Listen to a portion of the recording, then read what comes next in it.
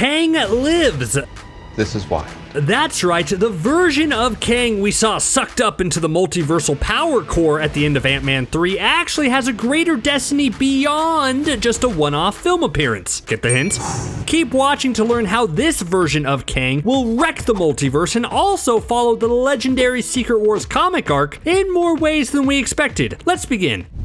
Man, I don't know about you, but in Ant-Man and the Wasp Quantumania, I liked it 10 times more when Kang stopped using his overpowered futuristic force field disintegration lasers and instead just pummeled that poor Baskin-Robbins employee of the century with the sledgehammers he had attached to his shoulders. It makes me very excited for future fights with this Kang. Wait, did I say this Kang? Yes, I did. That's right. I don't think this version of Kang is gone and instead will return even more powerful than before. I will discuss how this affects our heroes in the Kang Dynasty and the Secret Wars movie later on in this video, but first let's talk about what happened to this Kang. First off, I don't think it makes a lot of sense to just ditch this Kang and introduce a different one down the line. Yes, now that the multiverse is cracked like an egg, we are at the point where Kangs can now show up like they're in a quarter gumball machine, casually swapping out whenever one is wiped out by a bunch of ants or whatever. But that's the wrong choice for the MCU. Yes, we can establish the Council of Kangs as this multiversal threat where a bunch of different Jonathan Majors can do different accents, but there still needs to be one Kang that we can be invested in across this whole multiversal saga. Otherwise, why should the audience care? And given all the backstory that this Kang gave, it would be a shame to just ignore all of that and start over. So what happened with this Kang and how could he continue to enact his ultimate Kang plan in the MCU? Well, first things first, I don't think the Multiversal Power Core that Kang got sucked up into really stopped Kang. In fact, I think it just makes him more powerful. First thing it did was allow him to like this video and subscribe to CBR. Isn't that wild? Yeah, he saw the wonders of the multiverse. Right.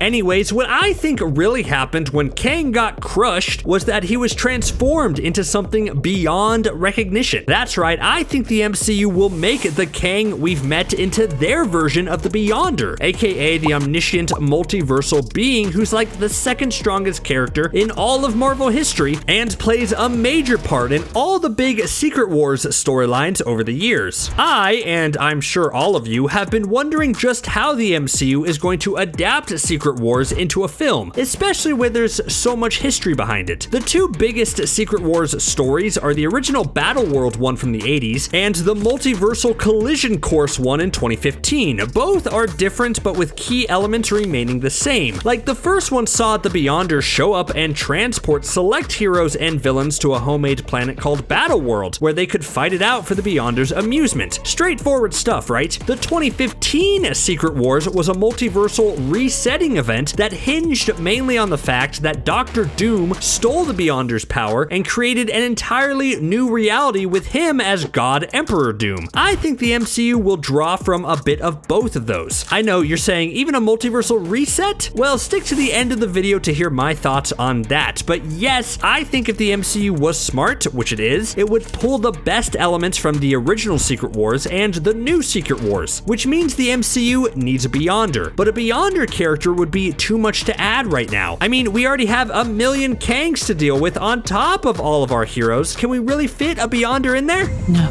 It would service the story better if they just made the Beyonder someone we already know. So that's why I think Kang in Ant-Man 3 didn't perish, but rather absorbed the power of the Multiversal Power Core and transcended into godlike status. This sets up not only a great Secret Wars event, but also puts the Beyonder on a collision course with the Council of Kangs, which is also incredibly exciting.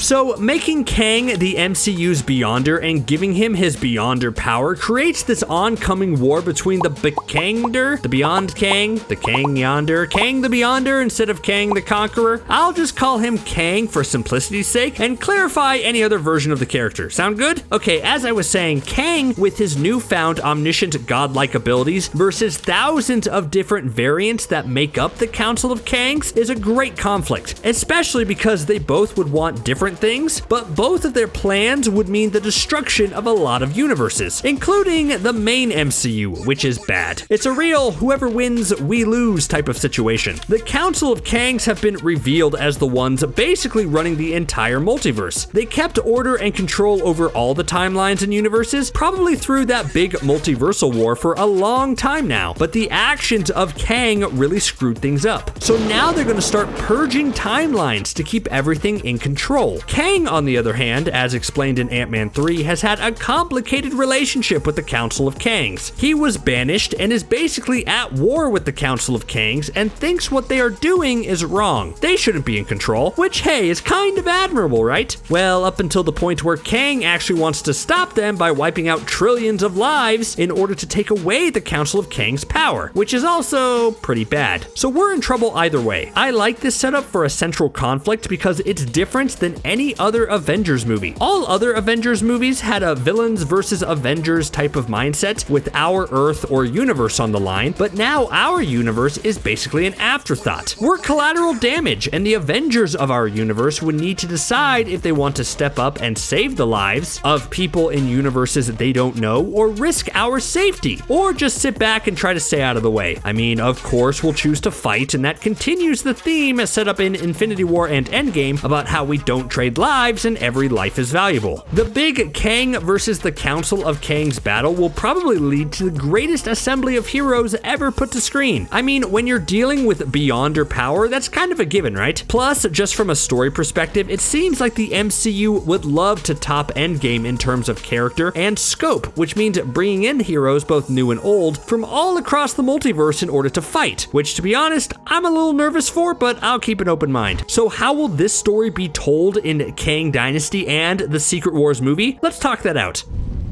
So where will this conflict start to show again? Well, let's look on the TV side of things first. The post-credit scene for Ant-Man and the Wasp at Quantumania was just a quick glimpse of Loki Season 2, where power duo Loki and Mobius were in some reality where they come across a Kang variant known as Victor Timely. Yeah, such a comic book name. Anyways, Victor Timely is a lot of fun because in the comics, it's revealed that Victor Timely, aka Kang, eventually hired the scientist who would go on to create Marvel's first hero, the android Human Torch. Sure, that's what I've been trying to say. So Kang directly invents heroes. That would be fun if the MCU goes this route, right? Anyways, if I was a betting man, I would guess that Loki Season 2 is going to put a big focus on the Council of Kangs. I remember before Ant-Man 3 came out, we were wondering if the Kang that looks like they took over the TVA would be the same one in Quantumania, thus revealing that the TVA was actually in the quantum realm this whole time. But doesn't really look like it, right? So we can assume the new Kang in charge is different than Kang the Beyonder, and probably is directly connected to the Council of Kangs instead. That makes sense given what we know about the Council of Kangs so far. So Season 2 of Loki will reveal the Council of Kangs are sending variants all across the multiverse to either destroy the timeline, purge the timeline, or some other bad thing. My question is, just how far is the MCU going to take their TV shows as being necessary viewing? The ending of Loki Season 1 promised that the multiverse was broken now that He Who Remains was dead, leading to Kangs coming out of the woodwork to take over everything. But Quantumania seemed to say that the Council of Kangs were in control the entire time. I don't envy the MCU's position to figure that all out. Anyways, after using Loki Season 2 to set up the Council of Kangs, will that be it in Phase 5? I don't see New World Order, Thunderbolts, or Blade really having anything to do with Kang. Maybe the Marvels, but that's iffy. I mean, Deadpool 3 would be a hilarious choice as a saga linchpin, and I'm sure there'll be a lot of multiverse jokes, but I'm not sure how important it will be in the long run. Phase 6 is where things really start cooking, with, as of now, the movie set right before Kang Dynasty being the Fantastic Four movie. I'm sure a few more films might pop up to maybe go in between, but I think Fantastic Four will probably be the biggest tie-in to Kang Dynasty, hinting at a close connection between those characters and Kang. I do think the MCU is going to go with the making of Reed Richards as an ancestor to Kang, especially if the rumors are true that the Fantastic Four movie is going to bring in Sue and Reed's kids already. But enough of all that, I need to set the stage a bit for the Kang Dynasty because that's where things really start happening. What makes more sense to you? Should Kang Dynasty be about Kang with Beyonder powers coming to Earth, or the Council of Kangs enacting their evil takeover plan? So a blueprint is starting to form here. I think the Council of Kangs should be front and center in Kang Dynasty. I think we should have a massive fight where Council of Kangs, populated by Immortus, Scarlet Centurion, Ramatut, are all invading the multiverse with their goal to destroy everything, leading to a massive multiversal team-up in order to stop them. Only things don't go so well. It proves to be a losing battle. Our heroes need someone that can stop the Council of Kangs, or at least would know how to beat them, and who do you think that would be? That's right, Kang the Beyonder. I think when the chips are down and things are looking dire, Ant-Man will realize that they probably need the Kang they fought in order to stop the Council of Kangs from destroying the entire multiverse. Much like Ant-Man's role in Endgame, he'll be the one to suggest that Kang can stop all this, and leave it to the smarter people like Reed Richards or maybe Dr. Doom to figure out how to bring Kang back from the Multiversal Power Core. They can even make a joke about Ant-Man always having the answer. So they'll do that, but by doing so will unleash a new threat onto the multiverse. Kang the Beyonder will stop the Council of Kangs from destroying all the timelines, but Kang's solution will be to merge everything together into one big Battle World-esque situation, leading to Secret Wars. So now that we're in Secret Wars, what do you think will happen? The end of Kang Dynasty will see Kang with his new Beyonder powers rewrite everything and create his own battle world filled with a very select group of heroes. Why a select group? I'd like to say that it's for story purpose, but honestly, it's because we can't have 100 heroes in both movies and give everyone something to do. Infinity War and Endgame understood that, and I think Secret Wars will follow suit. There will probably be a few characters who escape the epic Multiversal Reset from Kang Dynasty and emerge from their pod or whatever they're in with all their old memories as we follow them to figure out how to steal the Beyonder's powers away from him to set everything back to normal. Quickly, let's throw out some names of heroes who will be front and center in Secret Wars. Probably Reed Richards, probably Black Panther, probably Captain America, probably Captain Marvel, probably Doctor Strange. I think Hulk and Thor are iffy, maybe a few young Avengers, Shang-Chi, Spider-Man. Man, it gets hard to narrow things down, right? Anyways, whatever team is left will take down Kang the Beyonder in an epic fight.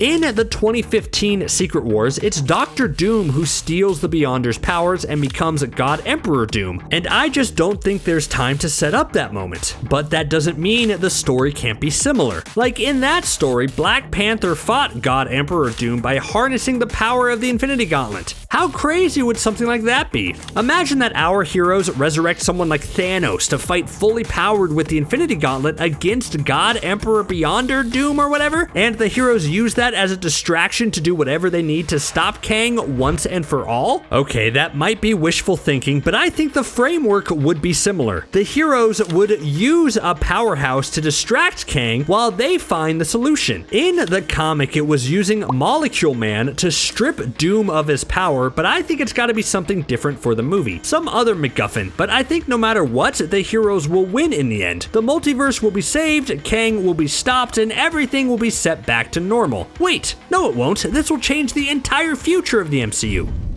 I think in order to save the multiverse from the pickle it's in from Kang Dynasty and Secret Wars, a complete shakeup will occur. By stopping Kang the Beyonder once and for all, it will absolutely reset the MCU. Let's look at that from both a story level and a film level. By the time Secret Wars comes out in 2026, the MCU we know it will have gone on for almost 20 years, and has gotten to the point where perhaps it's being weighed down too much by its long history. Maybe it's time to reboot and start over again. The 2015 Secret Wars famously soft resets the Marvel Universe in a unique way where it allowed them to switch things up by changing a few characters and backstories here and there. For example, one of the biggest changes was that Miles Morales was officially transported to our Earth permanently. Changes like that would allow for new story directions for the characters, and I think that makes the most sense for the MCU. We will probably close up most of the multiversal stories and keep all the action and character characters on one Earth. Or if the MCU really wanted to be bold, they would firmly establish 2 main Earths that we could tell stories in so that things don't get all cluttered again. But that's too optimistic. I think we'll overall get a pared down MCU with a few characters being carried over, but the rest being ultimately retired for now until they're rebooted in the new MCU down the line. It would be a tough transition, but I think a necessary one for the long-term sustainability of this franchise. And yes, this is all based on the idea that Kang survives Ant-Man 3, so I certainly hope it turns out to be true. What do you think? Do you see any logic in my outline, or should I be sucked up into my own multiversal power core? Let me know. Yeah, it would work.